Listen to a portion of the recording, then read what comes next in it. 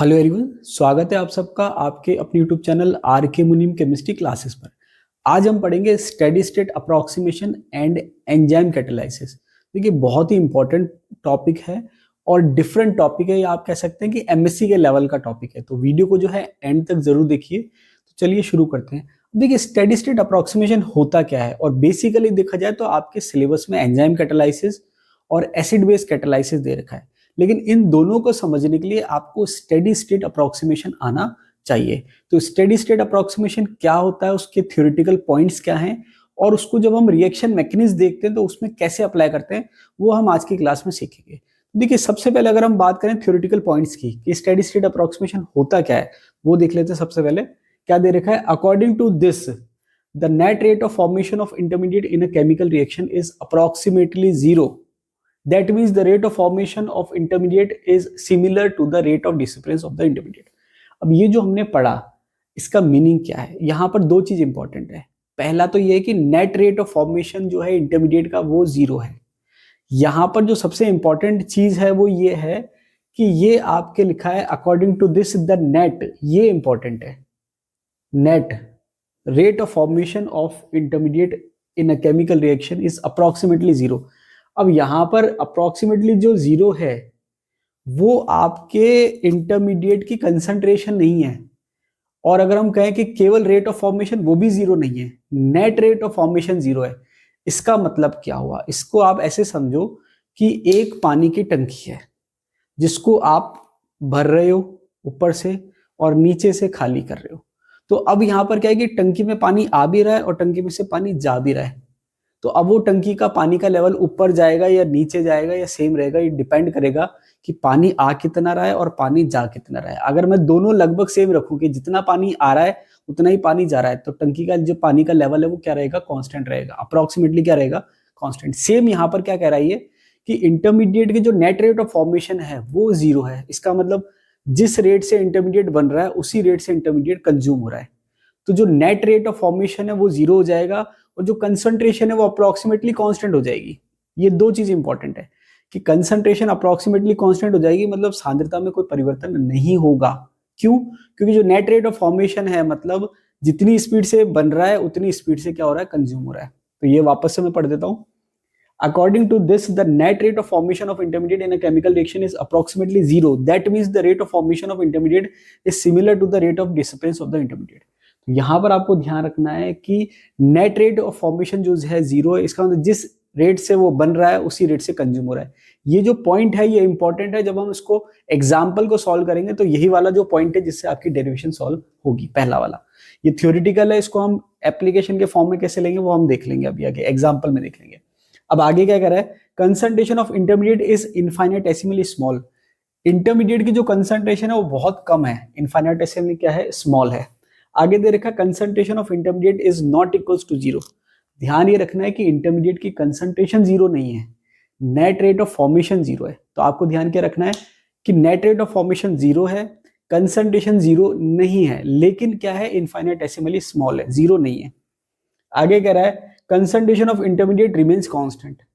अब जिस रेट से बनेगा उसी रेट से कंज्यूम होगा, तो उसकी जो कंसंट्रेशन है वो क्या रहेगी, कांस्टेंट रहेगी, नियत रहेगी, मतलब उसमें बहुत ज्यादा परिवर्तन नहीं होगा। ये बेसिक पॉइंट है स्टेडी स्टेट अप्रोक्सीमेशन का। अगर आपको ये थ्योरेटिकली समझ में आ गया तो अब जो हम एग्जांपल पढ़ेंगे जिसके बेस पे हम एंजाइम कैटालिसिस और एसिड बेस कैटालिसिस करेंगे तो वो आपको आसानी से समझ में आ जाएगा। जब रिएक्शन का मैकेनिज्म कॉम्प्लेक्स है, इसका मतलब कॉम्प्लेक्स रिएक्शन है। देखिए, मैंने आपको कई बार पहले भी बता रखा है, वापस से रिपीट कर देता हूं। रिएक्शन दो तरह की होती है, सिंपल और कॉम्प्लेक्स।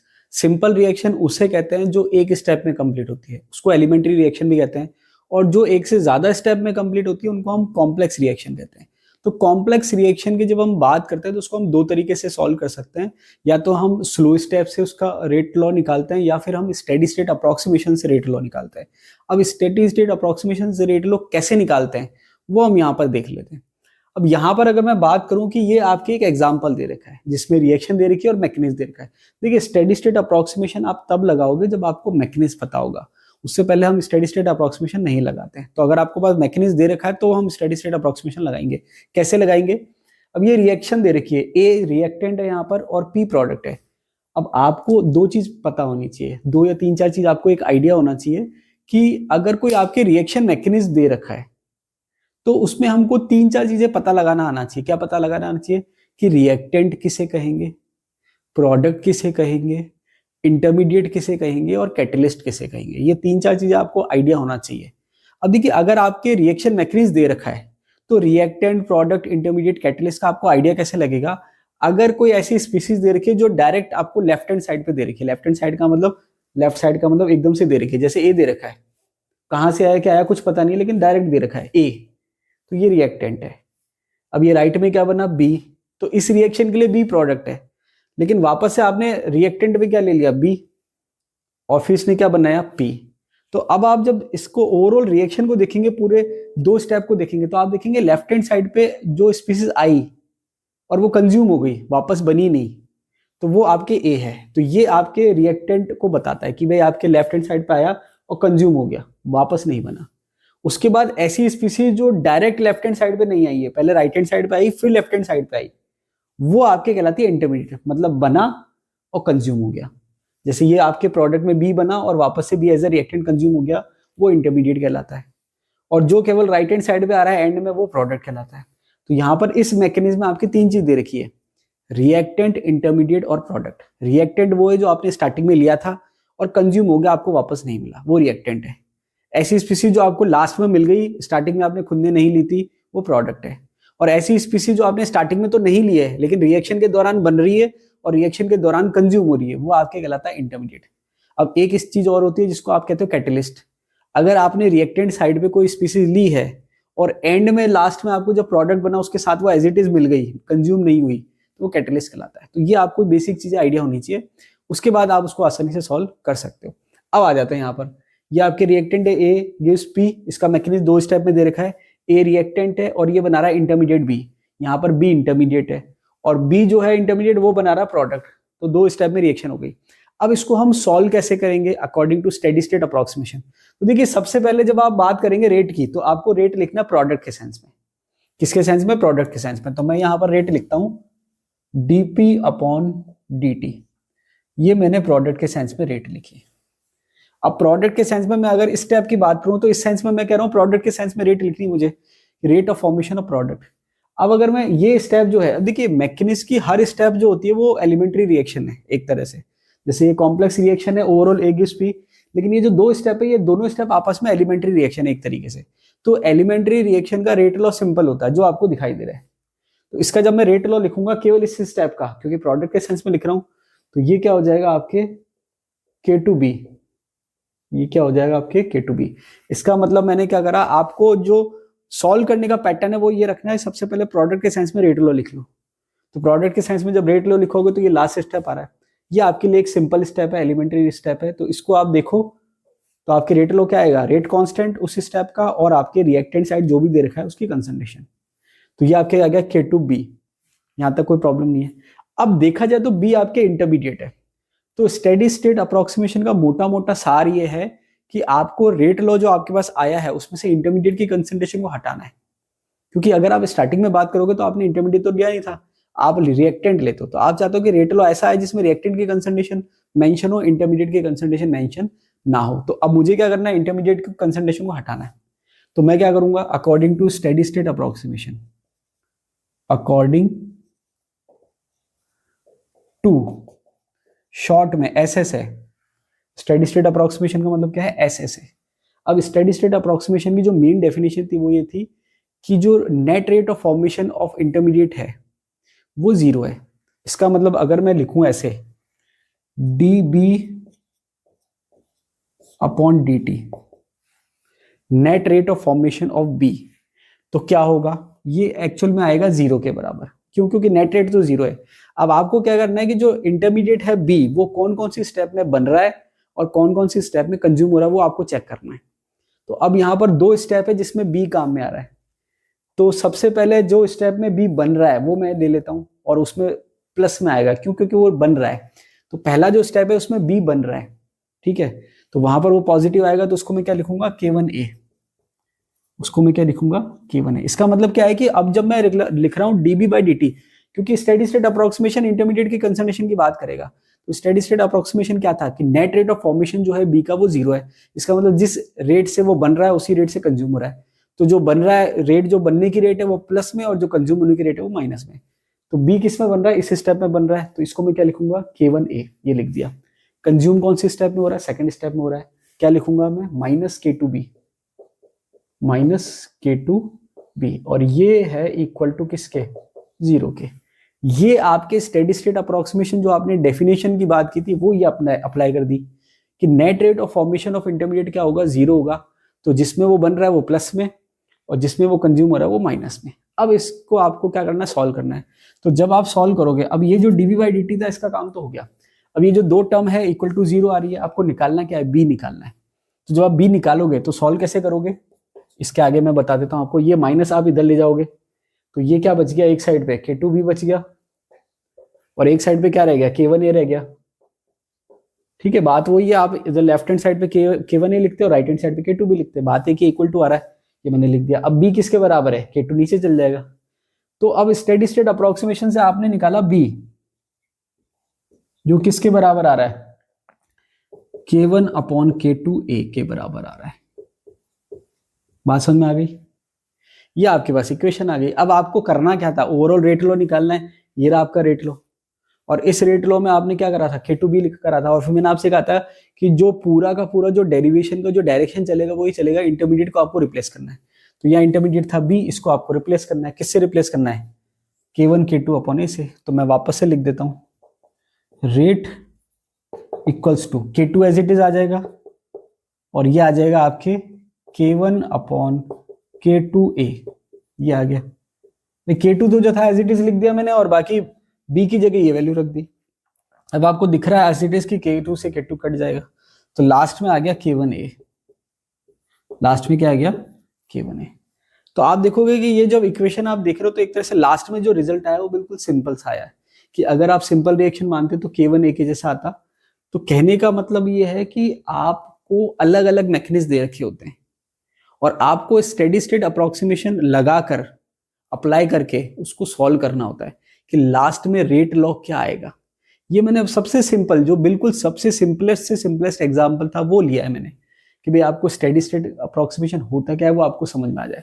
अब देखिए नेट और गेट में तो काफी क्वेश्चन आते हैं स्टेडी स्टेट अप्रोक्सीमेशन पे, तो यहाँ पर मैं आपको स्टेडी स्टेट अप्रोक्सीमेशन बहुत ज्यादा डिटेल में नहीं ले जाऊंगा। एक एग्जाम्पल ले लिया हमने, एक एग्जाम्पल हम और सॉल्व करेंगे ताकि आपको पता चल जाए कि हम कैसे इसको अप्लाई करते हैं। और फिर मेन हमारा जो ऑब्जेक्ट है, जो हमारे आपके एमएससी वाले पोर्शन में दे रखा है सिलेबस में, एंजाइम कैटालाइसिस और एसिड बेस कैटालाइसिस, वो हम समझेंगे आपके स्टेडी स्टेट अप्रोक्सीमेशन से। तो ये आपका पहला एग्जांपल हो गया। कुछ नहीं करना, दो चीज ध्यान रखनी है। पहले तो रिएक्शन का मैकेनिज्म दे रखा होगा, उसके बाद आपको क्या करना है, प्रोडक्ट के सेंस में रेट लॉ लिखना है, और जो रेट में आपके इंटरमीडिएट की टर्म्स है उसको स्टेडी स्टेट अप्रोक्सीमेशन अप्लाई करके उसको हटाना है, और लास्ट में जो आएगा वो आपके रेट लॉ हो जाएगा। एग्जाम्पल नंबर 2, ये मेन एग्जाम्पल है स्टेडी स्टेट अप्रोक्सीमेशन का। मेन एग्जाम्पल से मतलब ये है कि अगर आपको ये मैकेनिज्म समझ में आ गया, और इस मैकेनिज्म से रेट लॉ कैसे निकालेंगे स्टेडी स्टेट अप्रोक्सीमेशन लगाकर, अगर ये समझ में आ गया तो एंजाइम कैटालाइसिस और एसिड बेस कैटालाइसिस आपको आसानी से समझ में आ जाएगा। तो चलिए देखते हैं इसको। रिएक्शन की अगर हम बात करें तो रिएक्शन क्या लिखी हुई है, A+B गिव्स प्रोडक्ट। पिछले के कंपेयर में ये यहाँ पर आप देखेंगे दो रिएक्टेंट है। पिछले रिएक्शन में केवल था A गिव्स प्रोडक्ट, यहाँ पर है A+B गिव्स प्रोडक्ट। ये रिएक्शन में थोड़ा सा डिफरेंस है। अब अगर हम मैकेनिज्म की बात करें तो मैकेनिज्म कैसे दे रखा है, A गिव्स C। अब जब आप ओवरऑल रिएक्शन देखते हैं तो देखिए ओवरऑल रिएक्शन जब लिखी हुई होती है तो जो लेफ्ट हैंड साइड आपको दिख रहा है वो रिएक्टेंट है, और जो राइट हैंड साइड जो आपको दिख रहा है वो प्रोडक्ट है। इसके अलावा अगर आपको ऐसी कोई रिएक्शन दिखे जिसमें लेफ्ट हैंड साइड पे जो लिखा हुआ है राइट हैंड साइड पे भी वो एंड में मिल जाए तो वो कैटलिस्ट कहलाएगा। और यहाँ पर आपको जब ओवरऑल आप देख रहे हो तो ए, बी और पी दिख रहा है, इसका मतलब ए और बी लेफ्ट हैंड साइड दिख रहा है रिएक्टेंट है, पी राइट हैंड साइड दिख रहा है मतलब प्रोडक्ट है। इसके अलावा बीच में अगर कुछ बन रहा है तो वो जरूर इंटरमीडिएट होगा। यहाँ पर पहला स्टेप क्या है, ए गिव्स सी। लेकिन इंपॉर्टेंट बात क्या है, पिछली वाली जो मैकेनिज्म था उसमें जो स्टेप था वो सिंपल था, ये रिवर्सिबल स्टेप है। ये डिफरेंस है। क्या डिफरेंस है, रिवर्सिबल स्टेप है। तो पहला स्टेप क्या है, ए गिव्स सी, और वो रिवर्सिबल स्टेप है। अब यहाँ पर नोटेशन का थोड़ा सा डिफरेंस आता है। डिफरेंस क्या आता है, कि अलग अलग बुक में अलग अलग नोटेशन दे रखे होते हैं। कैसे दे रखे होते हैं कि फॉरवर्ड रिएक्शन के लिए K1 है तो बैकवर्ड के लिए वो K2 ले लेता है, फिर नीचे वाले स्टेप के लिए K3 ले लेता है। लेकिन अगर आप स्टैंडर्ड नोटेशन में जाएंगे, स्टैंडर्ड बुक्स देखेंगे, तो वहां पर नोटेशन का जो तरीका है वो क्या है कि अगर स्टेप नंबर 1 है तो फॉरवर्ड के लिए नंबर 1 लगेगा, मतलब K1, और उसी में अगर बैकवर्ड है तो वो K-1 हो जाएगा। आप उसको K-1 कह सकते हो, K-1 कह सकते हो, K-1 का अंडरस्कोर समझ लो आप इसको। अब सेकंड स्टेप है तो 2 लगेगा, फॉरवर्ड के लिए 2 और बैकवर्ड के लिए -2 लगेगा। तो ये स्टैंडर्ड नोटेशन है। अगर आप दूसरी बुक्स देखेंगे तो वहां नोटेशन कुछ डिफरेंट आपको मिल सकते हैं। कैसे? फॉरवर्ड के लिए K1, बैकवर्ड के लिए K2 और नेक्स्ट स्टेप के लिए K3। तो कंफ्यूज होने की जरूरत नहीं है, नोटेशन समझ में आने चाहिए, क्योंकि अलग अलग बुक पढ़ोगे तो नोटेशन अलग आएंगे। तो अगर आपने फॉर्मूला रट लिया तो हो सकता है गलत हो जाए। क्यों? क्योंकि नोटेशन अलग हो जाएंगे। तो आपको फॉर्मूला रटना नहीं है, फॉर्मूला समझना है। क्लियर? तो फर्स्ट स्टेप आपके रिवर्सिबल है, A गिव्स C, फॉरवर्ड के लिए K1 और बैकवर्ड के लिए K-1। उसके बाद आपके नेक्स्ट स्टेप है C plus B gives P। तो यहां पर आप देखोगे A और B रिएक्टेंट है और P प्रोडक्ट है। अब बचा क्या? C यहां पर क्या है? इंटरमीडिएट। अब सबसे इंपॉर्टेंट चीज है, आपको पहले इंटरमीडिएट पहचानना आना चाहिए। क्यों? सारा जो मैकेनिज्म है वो इंटरमीडिएट के पीछे चल रहा है। अगर आपको इंटरमीडिएट को पहचानना ही नहीं आया तो फिर आप क्या ही स्टेडी स्टेट अप्रोक्सीमेशन लगाओगे? समझ में आ रही बात?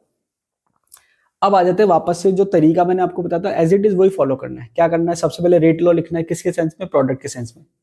तो प्रोडक्ट के सेंस का मतलब लास्ट स्टेप आप पकड़ लो, लास्ट स्टेप में प्रोडक्ट बन रहा है।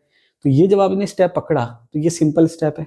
सिंपल स्टेप का मतलब क्या है? रेट लॉ के अकॉर्डिंग अगर आपको प्रोडक्ट बनाना है तो रेट लॉ का क्या तरीका है? रेट कांस्टेंट और रिएक्टेंट साइड जो रिएक्टेंट है उनकी कंसंट्रेशन मल्टीप्लाई में आ जाएगी।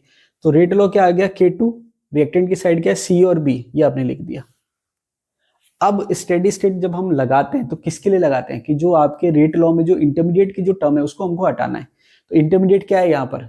आई थिंक B तो इंटरमीडिएट है नहीं, क्योंकि B तो रिएक्टेंट है। इंटरमीडिएट क्या है? C। तो आपको C को हटाना है यहाँ से। किसको हटाना है? C को। तो आप लगाओगे स्टेडी स्टेट अप्रोक्सीमेशन। तो स्टेडी स्टेट अप्रोक्सीमेशन का क्या तरीका है कि नेट रेट ऑफ फॉर्मेशन जो है इंटरमीडिएट की वो 0 होगी। मतलब जिस रेट से वो बन रहा है उसी रेट से क्या हो जाएगा? कंज्यूम हो जाएगा। कंसंट्रेशन 0 नहीं होती है, कंसंट्रेशन इनफाइनेटेसिमली स्मॉल होती है और कांस्टेंट होती है। क्लियर? तो यहां पर आपने क्या करा? dc/dt। तो नेट रेट ऑफ फॉर्मेशन क्या आएगा? लास्ट में 0 आएगा। अब आपको करना क्या है? जिस रेट में वो, जिस स्टेप में वो बन रहा है वो पॉजिटिव और जिसमें कंज्यूम हो रहा है वो नेगेटिव।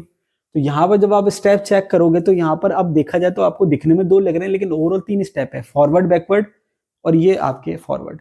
तो अब आप ये देखो, सबसे पहले तो कि ये C जो है इंटरमीडिएट वो बन कौन से स्टेप में रहा है? ये वाला स्टेप जो है उसमें कंज्यूम हो रहा है। यहाँ पर ये जो फॉरवर्ड स्टेप है इसमें ये C बन रहा है, तो ये प्लस में आएगा। तो फॉरवर्ड के लिए रेट लॉ हम कैसे लिखेंगे? K1A, ये मैंने लिख दिया K1A प्लस में। और ये कंज्यूम कैसे हो रहा है? बैकवर्ड अगर रिएक्शन जा रही है तो C कंज्यूम होगा। तो आप क्या लिखोगे? -K-1C। तो यहाँ पर फॉरवर्ड में बन रहा है C और बैकवर्ड में कंज्यूम हो रहा है। तो फॉरवर्ड पॉजिटिव, बैकवर्ड नेगेटिव। उसके बाद ये वाली जो स्टेप है इसमें भी C कंज्यूम हो रहा है, तो ये हुआ -K2 और दोनों टर्म है तो C और B आ गया इक्वल टू 0। तो यहाँ पर आपने क्या देखा? ओवरऑल 3 स्टेप है जिसमें इंटरमीडिएट काम में आ रहा है। एक में बन रहा है, 2 में कंज्यूम हो रहा है। तो जिसमें बन रहा है वो प्लस में, जिसमें कंज्यूम हो रहा है वो माइनस में। अब मुझे करना क्या था? C निकालना है। तो मैंने क्या करा था? C जो था उसको मुझे निकालना है, तो C वाली टर्म्स एक साइड कर लीजिए। तो आपने क्या देखा कि ये प्लस में है और ये दोनों माइनस में, और इन दोनों में C भी है, तो इसको मैं राइट हैंड साइड ले गया। तो मैंने क्या लिखा? K1A लेफ्ट हैंड साइड लिख दिया, और ये जो 0 था अब ये इधर चला गया तो अब 0 हट जाएगा। तो उसकी जगह क्या आ गया? K-1C, और साथ में क्या है? K2, ये दोनों माइनस के उधर चले गए, प्लस में हो गए, ये प्लस में, और ये हो गया K2C भी, ये प्लस में। अब मैंने क्या करा? C को कॉमन ले लिया। तो जब मैं C कॉमन लूंगा तो क्या बच गया ब्रैकेट में? K-1 और K2B, ये मैंने ब्रैकेट में लिख दिया। अब मुझे लास्ट में चाहिए क्या? C चाहिए। तो C को मैंने एक साइड रहने दिया, बाकी टर्म को ले गया दूसरी साइड। जब मैं C को एक साइड रखूंगा तो C यहाँ बच गया, और यहाँ पर क्या था? K1 है, ऊपर लिखा हुआ है, नीचे क्या आएगा?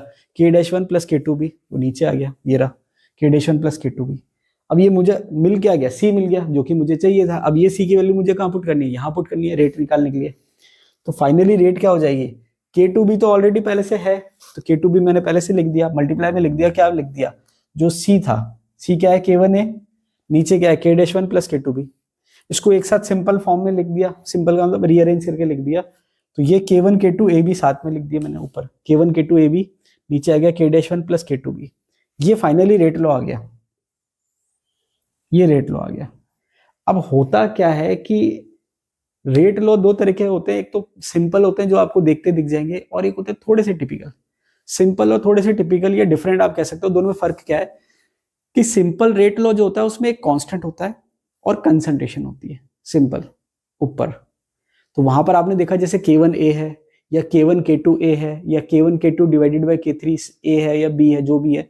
लेकिन यहां पर जब आप देखेंगे कि नॉर्मली जो कंसंट्रेशन होती है मल्टीप्लाई में आती है, लेकिन इस रेट लो में आप देखेंगे कि जो नीचे जो है उसमें मल्टीप्लाई तो आ रहा है K2B, लेकिन साथ में ये प्लस में आ गया। तो ये थोड़ा सा आप कह सकते हो कॉम्प्लिकेटेड रेट लो आ गया, जिसमें क्लियर क्लियर आप कह नहीं सकते कि ऑर्डर ऑफ रिएक्शन क्या है। क्यों? क्योंकि सिंपल दिख रहा होता आपको, जैसे मान लो सिंपल ये होता K1 K2 अपन K-1 AB, तो आप कह देते कि भाई दो ऑर्डर ऑफ रिएक्शन 2 है, A के रेस्पेक्ट में 1 है और B के रेस्पेक्ट में 1 है। लेकिन ये नीचे आ गया, तो ये थोड़ा सा कॉम्प्लिकेटेड है। तो अब इसको हम क्या करते हैं, यहाँ पर ऑर्डर ऑफ रिएक्शन फिक्स नहीं है। इस रिएक्शन को देख के आप एग्जैक्ट नहीं बता सकते ऑर्डर ऑफ रिएक्शन क्या है, कॉम्प्लिकेटेड इक्वेशन है। इसको हम कंडीशन अप्लाइड करेंगे। क्या अप्लाइड करेंगे? कंडीशन। कंडीशन अप्लाइड करने के बाद बताएंगे कि क्या ऑर्डर हो सकता है रिएक्शन का। तो जैसे यहाँ पर मैंने दो कंडीशन बना दी। पहली कंडीशन क्या है कि K-1 बहुत ज्यादा है किससे? K2B से। इसको मैं उल्टा भी कह सकता हूं कि K2B बहुत कम है किससे? K-1 से। तो K2B कब कम होगा? जब B कम होगा।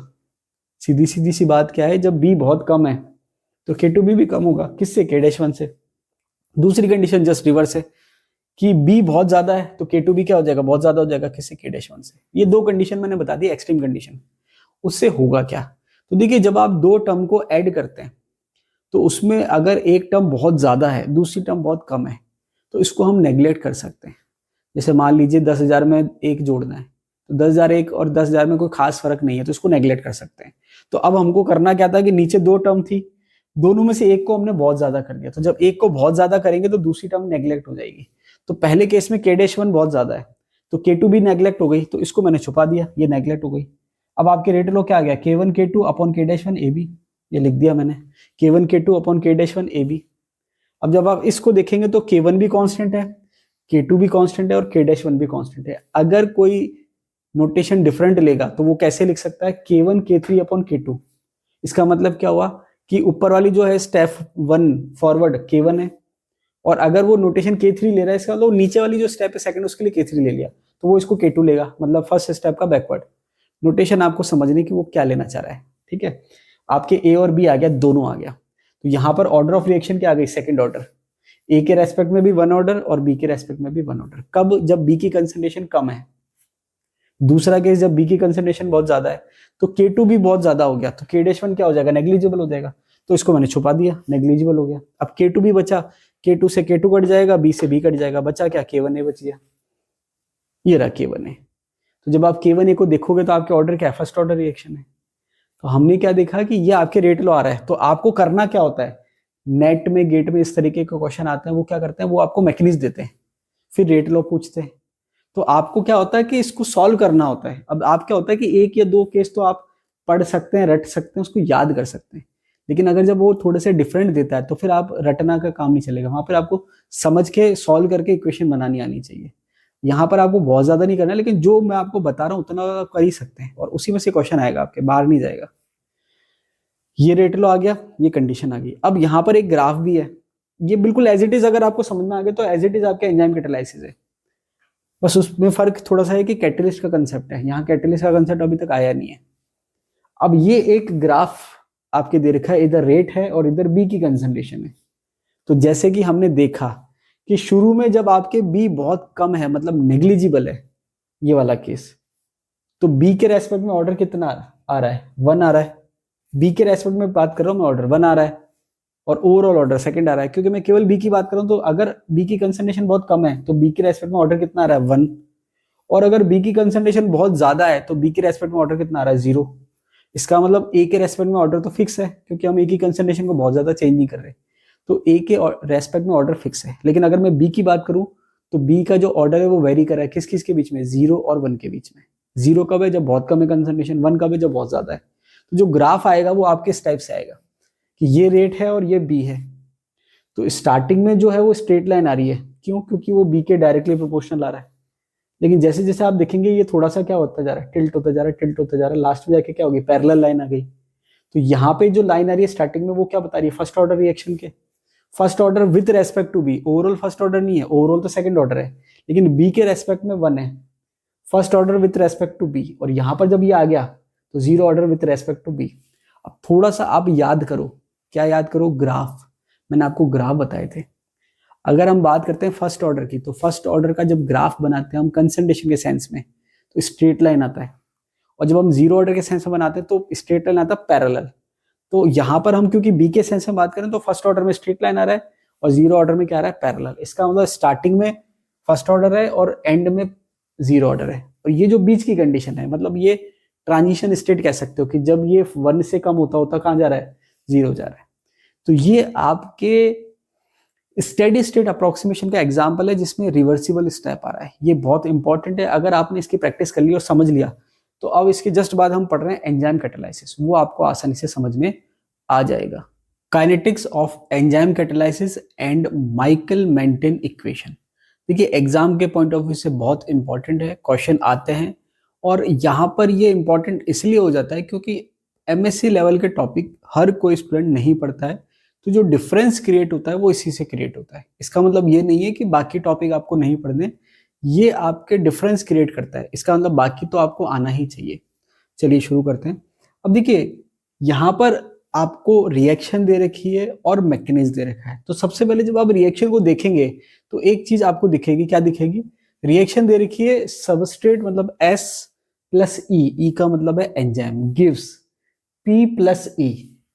तो मैं आपको बार बार अभी ये कह रहा था कि जब आपको रिएक्शन दे रखी होगी या मैकेनिज्म दे रखा होगा तो आपको कुछ चीजों को पहचानना आना चाहिए कि रिएक्टेंट क्या है, प्रोडक्ट क्या है, इंटरमीडिएट क्या है और एंजाइम क्या है। तो मैंने आपसे कहा था कि अभी तक तो एंजाइम नहीं आया है। तो अगर आपकी कोई रिएक्शन दे रखी है बिना मैकेनिज्म के, तो जो लेफ्ट हैंड साइड पे है वो रिएक्टेंट होता है, जो राइट हैंड साइड पे वो प्रोडक्ट होता है। और मैकेनिज्म में ऐसी कोई स्पीसीज जो बीच में बन रही है और कंज्यूम हो रही है वो इंटरमीडिएट कहलाती है। लेकिन अगर आप देखेंगे कि लेफ्ट हैंड साइड पे भी कोई चीज लिखी हुई है और राइट हैंड साइड पे भी कोई चीज लिखी हुई है, इसका मतलब क्या हुआ, जब आप देखेंगे लेफ्ट हैंड साइड पे S है लेकिन राइट हैंड साइड पे नहीं है, इसका मतलब वो रिएक्टेंट है। राइट हैंड साइड पे P है लेकिन लेफ्ट हैंड साइड पे नहीं है, इसका मतलब वो प्रोडक्ट है। लेकिन E जो है वो लेफ्ट हैंड साइड पे भी है और राइट हैंड साइड पे भी है, इसका मतलब वो एज इट इज आपको लास्ट में मिल रहा है, मतलब वो कंज्यूम नहीं हो रहा, रिएक्शन की रेट को बढ़ाने का काम कर रहा है, तो वो कैटलिस्ट है। यहाँ पर एंजाइम जो है वो क्या है, कैटलिस्ट है। ठीक है, ये आपको ध्यान होना चाहिए। तो इस टाइप से भी कई बार आरपीएससी ने क्वेश्चन पूछ रखा है, वो अपने मन से एक मैकेनिज्म देती है और फिर पूछती है कि ये बताओ क्या है, रिएक्टेंट है, प्रोडक्ट है, इंटरमीडिएट है, कैटलिस्ट है, क्या है। तो ये कंसेप्ट क्लियर होनी चाहिए। तो ये आपकी होगी reaction, substrate plus enzyme gives product plus enzyme. अब मैकेनिज्म दे रखा है, मैकेनिज्म जो है एक्चुअल में 2 स्टेप में है, लेकिन मैंने उसको नीचे लिखने की जगह साथ में लिख दिया। कैसे लिखा हुआ है, S plus E substrate plus enzyme. यहां पर आपके रिवर्सिबल फॉर्म दे रखी है, जैसे कि हमने अभी थोड़ी देर पहले देखी थी। तो रिवर्सिबल में फॉरवर्ड के लिए K1 नोटेशन है, बैकवर्ड के लिए K-1 है। मैं आपसे बार बार कह रहा हूं, अगर आप नॉर्मल बुक देखेंगे तो उसमें फॉरवर्ड के लिए K1 होगा, बैकवर्ड के लिए K2 होगा और जो नेक्स्ट स्टेप है उसके लिए K3 होगा। तो मैं जो नोटेशन काम में ले रहा हूं उसमें चेंज हो जाएगा, मैं जो नोटेशन ले रहा हूँ K-1 उसमें K2 हो जाएगा और जो K2 ले रहा हूँ वो K3 हो जाएगा। तो आप देख लेना ये समझने के लिए। तो अब आप क्या गया, जब ये वाला रोटेशन होता है तो आपको आसानी से समझ में आ जाता है। K1 का मतलब फर्स्ट स्टेप का फॉरवर्ड, K-1 का मतलब या K-1 का मतलब फर्स्ट स्टेप का बैकवर्ड। तो फर्स्ट स्टेप में क्या है, substrate plus enzyme, forward reaction में ये बन रहा है एंजाइम सबस्ट्रेट कॉम्प्लेक्स, जो कि एक तरह से इंटरमीडिएट है हमारे लिए, क्या है, इंटरमीडिएट। और ये रिएक्शन रिवर्सिबल है, मतलब बैकवर्ड डायरेक्शन में भी है। नेक्स्ट स्टेप में क्या होगा, नेक्स्ट स्टेप को आप चाहो तो नीचे भी देख सकते हो, नीचे लिखोगे तो वापस से आपको एंजाइम सबस्ट्रेट कॉम्प्लेक्स देना पड़ेगा और फिर वो ब्रेक हो रहा है, K2 आपके रेट कांस्टेंट है और क्या बन रहा है, प्रोडक्ट प्लस एंजाइम। ये मैकेनिज्म दे रखा है, बात समझ आ गई। तो आप देखेंगे कि पिछले से थोड़ा बहुत मिलता जुलता है, बस फर्क ये है कि यहाँ पर ये आपके कैटलिस्ट का रोल प्ले कर रहा है, ये डिफरेंस आ गया। इसी की वजह से थोड़ा सा मैकेनिज्म में चेंज आएगा, बाकी लगभग सॉल्व करने का तरीका वही है। तो रेट अगर आप लिखेंगे प्रोडक्ट के सेंस में, तो ये रहा प्रोडक्ट, आपके प्रोडक्ट के सेंस में रेट क्या आएगी, dp/dt इक्वल्स टू K2ES, जो कि हम कॉमन अभी तक पढ़ रहे हैं। अब आपको लगाना है steady state approximation. Steady state approximation लगता है इंटरमीडिएट के लिए। इंटरमीडिएट क्या है, ES, इंटरमीडिएट क्या है, ES। तो according to steady state approximation dES/dt, जो कि क्या आना चाहिए, 0। अब आपको ये चेक करना है कि जो इंटरमीडिएट है ES वो कौन सी स्टेप में बन रहा है और कौन सी स्टेप में कंज्यूम हो रहा है। तो जब आप चेक करेंगे तो जो कौन सी स्टेप में बन रहा है, ये आपके फॉरवर्ड में बन रहा है, जो कि है K1S और E। तो ये आपके प्लस में आ गया K1S और E। कौन सी में कंज्यूम हो रहा है? दो में कंज्यूम हो रहा है, एक तो बैकवर्ड में और एक ये वाली रिएक्शन में। तो आप देखेंगे -K-1ES कंज्यूम हो रहा है इसलिए, और -K2ES कंज्यूम हो रहा है इसलिए। अब यहां पर क्या था कि पिछले स्टेप में हमने इसको सॉल्व कर लिया था, लेकिन यहां पर हम एक थोड़ा सा ट्विस्ट है। पिछले जो हमने मैकेनिज्म देखा था उसमें हमने यहां तक करा था, उसका सॉल्व कर लिया था, लेकिन यहां पर आपकी एक चीज और आ रही है, ई। यहां पर एक चीज और आ रही है, क्या आ रही है? ई। इसको हम थोड़ा सा चेंज करेंगे। तो इसको जब हम चेंज करेंगे तो इसके लिए कंडीशन क्या दे रखी है?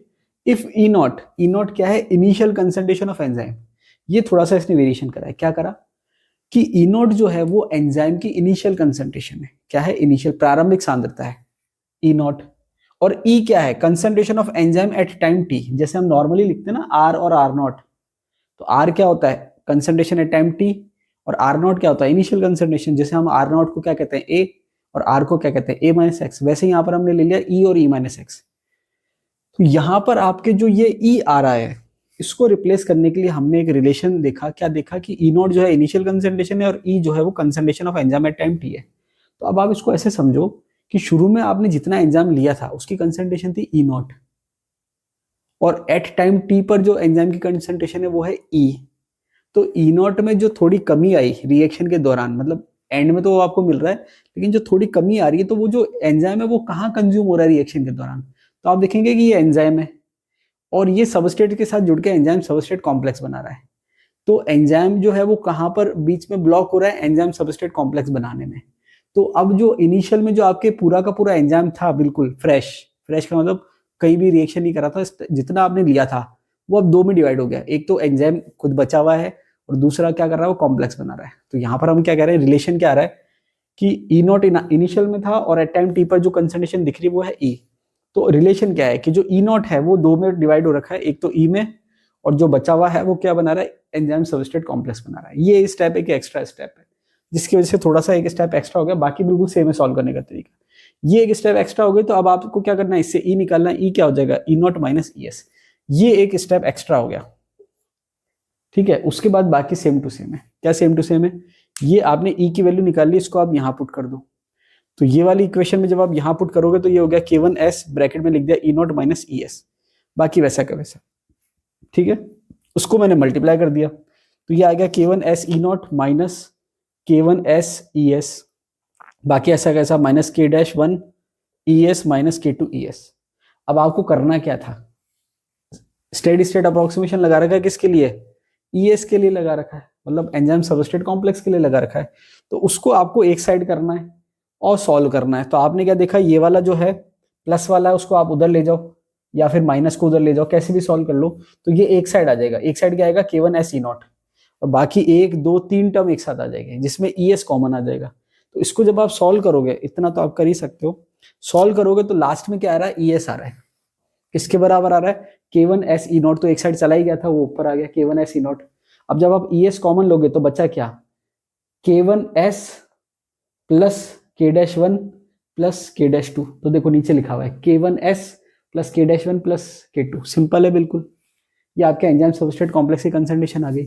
अब यहां पर आप एक चीज देखेंगे कि हमने क्या करा, इसको K1 से डिवाइड कर दिया। ऊपर जितनी टर्म है उन सबको, और नीचे जितनी टर्म है उन सबको। तो जब ऊपर वाली टर्म को मैंने K1 से डिवाइड करा तो K1 से K1 कट गया, और नीचे तीनों को मैं अलग अलग डिवाइड कर रहा हूँ K1 से। तो इसका K1 हट गया, इसके नीचे K1 और इसके नीचे K1 जो कॉमन ले लिया मैंने। तो यहाँ पर क्या बच गया? ऊपर S ई नॉट, इसका K1 कैंसिल आउट हो गया, और इन दोनों के नीचे क्या आ गया? K1 आ गया। अब ये सिंपल मैथ्स है। ऊपर जितनी टर्म थी उसको K1 से डिवाइड करा, नीचे जितनी टर्म थी उसको K1 से डिवाइड करा। तो जिसमें K1 था वो कैंसिल आउट हो गया, जिसमें नहीं था उसके नीचे K1 आ गया। तो ये K1 कट गया, ये K1 कट गया, इन दोनों के नीचे K1 आ गया। अब यहां पर ये जो टर्म दे रखी है K-1 plus K2 upon K1, और नॉर्मल नोटेशन अगर आप लेते हो तो आप उसको कह सकते हो K2 plus K3 upon K1। इसके लिए हमने एक नया कांस्टेंट लिया है, जिसको हमने K1 से Km से रिप्लेस करा है, या Km से डिनोट करा है। रिप्लेस की जगह हम कह सकते हैं Km से रिप्रेजेंट करा है, या Km से डिनोट करा है, जिसको हम माइकल मेंटेन कांस्टेंट कहते हैं। इंपॉर्टेंट है, एग्जाम में कई बार पूछा गया है। माइकल मेंटेन इक्वेशन है ओवरऑल, और ये जो Km है माइकल मेंटेन कांस्टेंट है।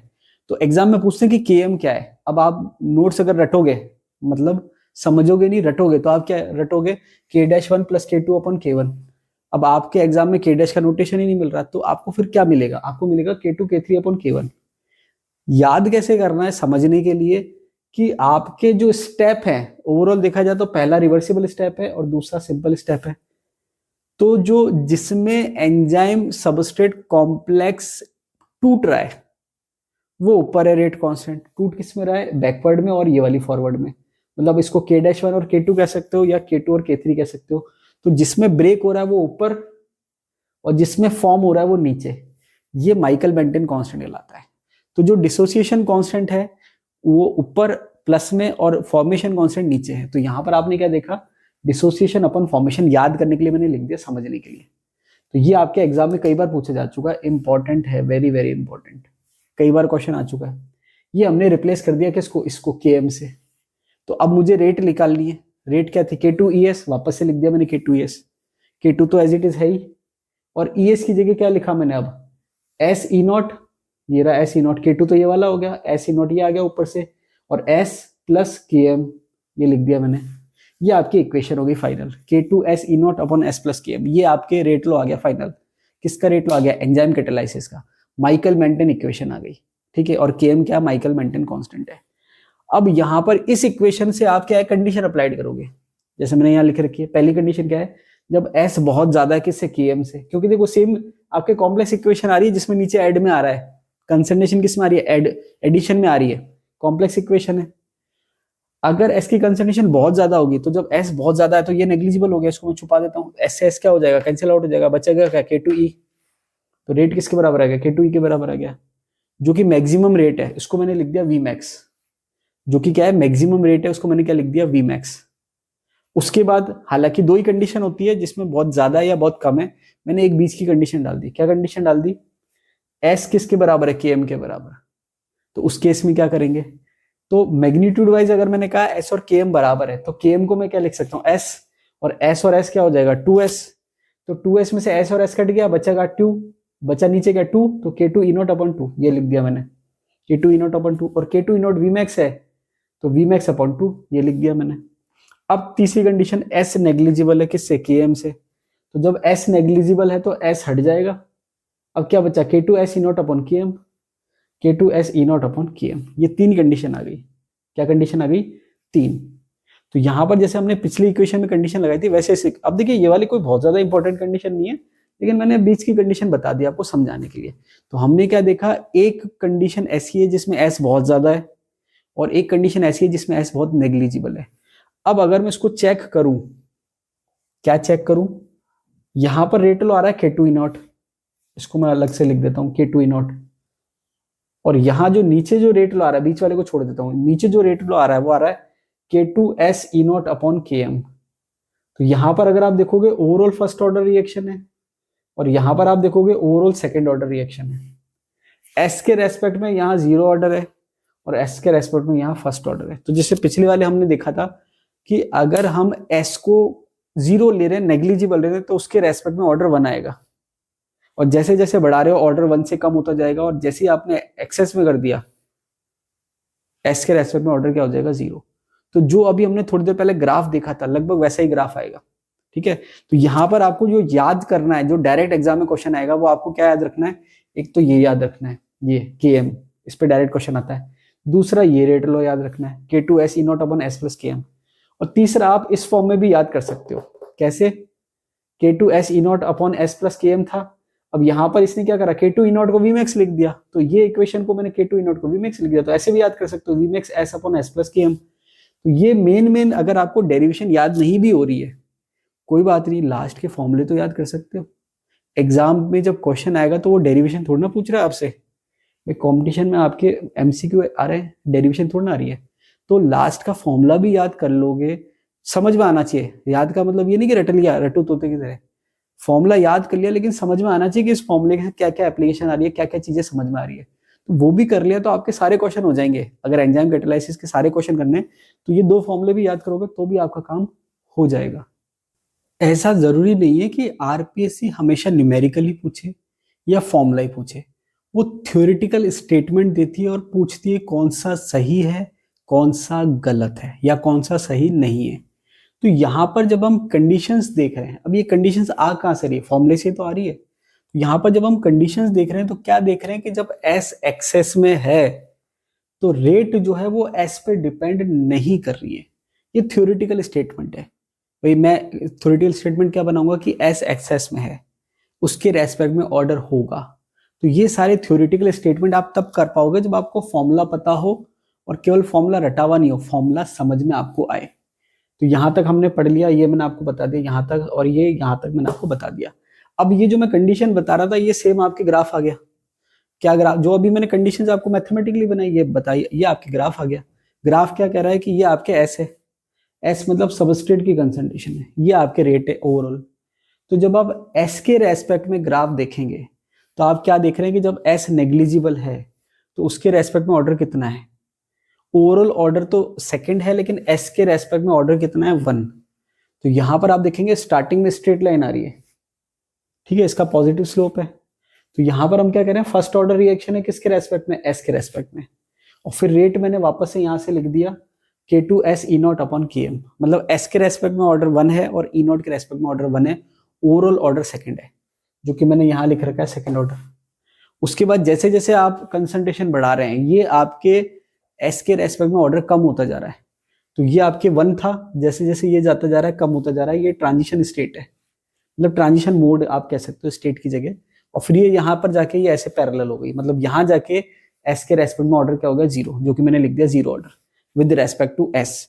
और जब एस के रेस्पेक्ट में ऑर्डर 0 हो जाएगा ये आपके यहाँ आ गया, तो फाइनली रेट क्या आ गई, K2 E naught, rate equals to Vmax equals to K2 E naught. तो ये जो हमने बात करी थी मैथमेटिकली, हमने ग्राफ से बात कर ली।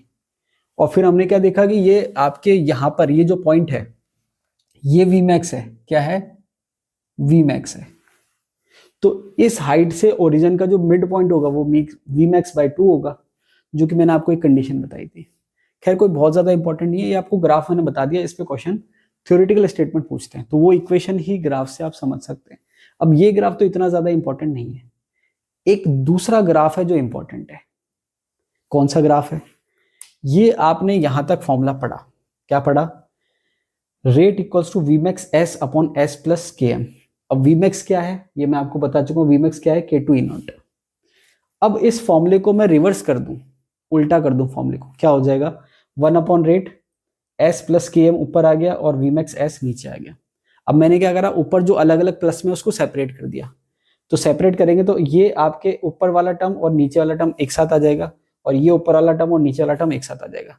तो ये तो आ गया S upon Vmax S, S से S कैंसिल आउट हो गया तो क्या बचा, 1 अपॉन Vmax, और ये हो गया KM अपॉन Vmax S, तो ये हो गया KM अपॉन Vmax S, ये सेपरेट हो गए।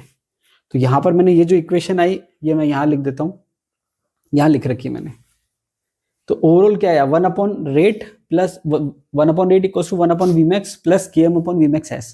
तो मैंने क्या लिखा, 1 upon rate equals to KM upon Vmax S पहले लिख दिया और 1 अपॉन Vmax बाद में लिख दिया। एक ही बात है, आप चाहे पहले लिखो बाद में लिखो कोई प्रॉब्लम नहीं है। ये मैंने जानबूझ के इस फॉर्म में लिखा, क्यों लिखा, क्योंकि मैंने आपको एक वीडियो बनाया था जिसमें मैंने ग्राफिकल मेथड बताया था, और वो मेथड केवल ऐसा नहीं है कि आपको ऑर्डर ऑफ रिएक्शन निकालने के लिए हेल्प करेगा, वो आपके जो वीडियो है उसमें मैंने आपको स्ट्रेट लाइन की इक्वेशंस बताई है कि अगर फॉर्मूला इस इक्वेशन से मैच हो रहा है तो आपको ग्राफ बनाना बहुत आसान हो जाएगा, ठीक है, ये मैं आपको पढ़ा चुका हूं। तो ये जो इक्वेशन है एक्चुअल में ये कौन सी इक्वेशन है, y equals to mx plus c, ये तो y की तरह बिहेव कर रहा है, ये मतलब y एक्सिस है, और ये हो गया mx और ये हो गया c, इसलिए मैंने इसको बाद में लिखा, क्योंकि हम इक्वेशन जब याद रखते हैं तो y equals to mx plus c याद करते हैं, y equals to c plus mx जो है इतना हम याद नहीं करते, तो इसलिए मैंने इसको इस फॉर्म में लिखा। अब आप देखेंगे कि जब आप इस फॉर्मूले को इस इक्वेशन के कंपेयर करेंगे तो आपके फिर ग्राफ यही वाला आएगा जो आता है। तो अब आप क्या करेंगे, एक्सिस चूज करेंगे, y एक्सिस पर क्या आएगा, 1 अपॉन रेट, ये आपने ले लिया। x एक्सिस पर क्या आएगा, ये तो हो गया c इंटरसेप्ट, और यहां पर आप देखेंगे कि जो वेरिएबल है वही आएगा, तो km कांस्टेंट है, Vmax कांस्टेंट है, बचा क्या s, 1 अपॉन s बच गया, तो x एक्सिस पे 1 अपॉन s आ गया। तो ग्राफ किस किस के बीच में आ रहा है, 1 अपॉन रेट और 1 अपॉन s के बीच में। तो अब यहां पर ये जो c है जो कि है 1 अपॉन Vmax, ये आपके इंटरसेप्ट है, क्या है, इंटरसेप्ट, जिसको आप हिंदी में अंतःखंड कहते हैं। और 1 अपॉन s तो एक्सिस हो गई जो कि आपके x है, बचा क्या, के एम अपॉन वी मैक्स, ये क्या है आपके स्लोप है, ये क्या है आपके स्लोप है। तो अब जब आप ग्राफ बनाएंगे तो पॉजिटिव इंटरसेप्ट पॉजिटिव स्लोप, तो ये आपने यहां से स्टार्ट करा और पॉजिटिव ले लिया ऊपर तक, और ऊपर तक चाहो तो ले लो आप, ये ले लिया। तो ये जो है इंटरसेप्ट है जो कि किसके बराबर है, 1 अपन वी मैक्स के बराबर है, और स्लोप किसके बराबर है, के एम अपन वी मैक्स के बराबर है, ये स्लोप आ गया। अब यहां पर आप कर क्या रहे हो, ये ग्राफ आप बना क्यों रहे हो।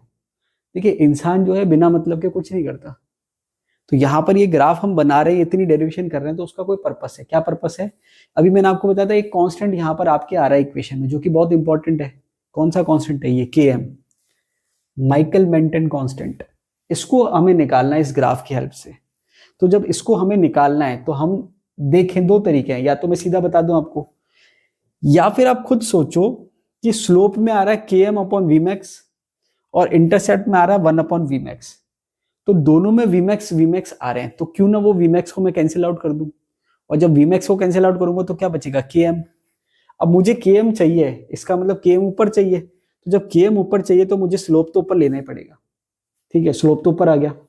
अब अगर मैं इसको मल्टीप्लाई करता हूं इंटरसेप्ट से, तो स्लोप को मैं इंटरसेप्ट से मल्टीप्लाई करूंगा तो ये स्लोप में वीमैक्स नीचे की साइड है और इंटरसेप्ट में भी वीमैक्स क्या है, नीचे की साइड है, लेकिन मैं उसको कैंसिल आउट करना चाह रहा हूं।